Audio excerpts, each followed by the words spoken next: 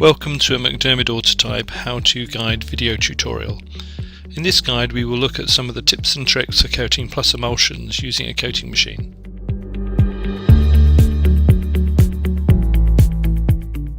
Firstly, always wear the appropriate safety equipment when handling any emulsion. Use scissors or a sharp knife to open the diazo powder sachet. Hold the sachet close to the surface of the emulsion to prevent the powder becoming airborne, and make sure that you empty out all of the diazo powder. Gently fold in the diazo powder, as this will also help to prevent it becoming airborne. You now need to thoroughly mix in the diazo into the emulsion. It is very important to do this properly to ensure that you get an even dispersion of the diazo throughout the emulsion. You will see that the emulsion takes on an even colour when all the yellow sensitizer is mixed in properly. Leave the emulsion for at least 12 hours after mixing to allow the air bubbles to come out. It is always good practice to write the date the emulsion was sensitized on the container.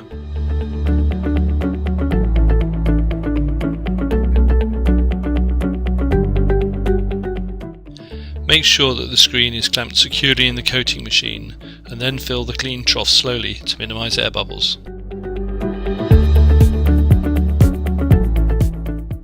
Remove the excess emulsion from the lip of the container with a damp cloth, otherwise it could contaminate the emulsion with bits next time it was opened.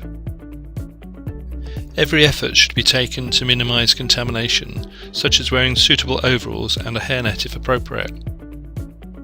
The tack mats in the doorway in the rear of this shot show just how effective these are at removing contamination from footwear.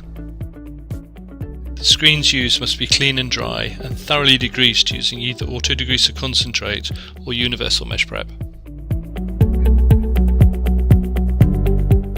The coating technique you choose will depend on your choice of plus emulsion, the mesh count being used, and the desired thickness and flatness of the stencil.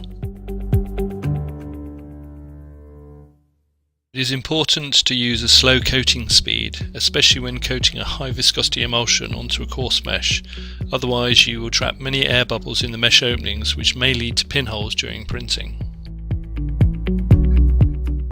Additional wet-on-wet base coats can now be applied if a thick stencil is required, or if a coarse mesh is being used.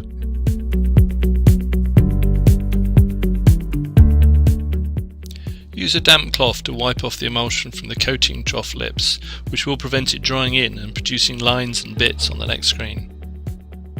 A simple test to see how well the mesh is filled is to look at the squeegee side in reflected light. A glossy surface will show you that you have filled the mesh completely.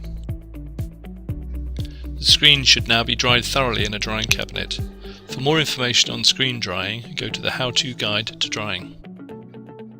If the highest print definition is required, then additional face coats may be applied to the print side after the base coat is fully dried. For more information on plus emulsions or any MacDermid Autotype product, please go to our website, macdermid.com/autotype.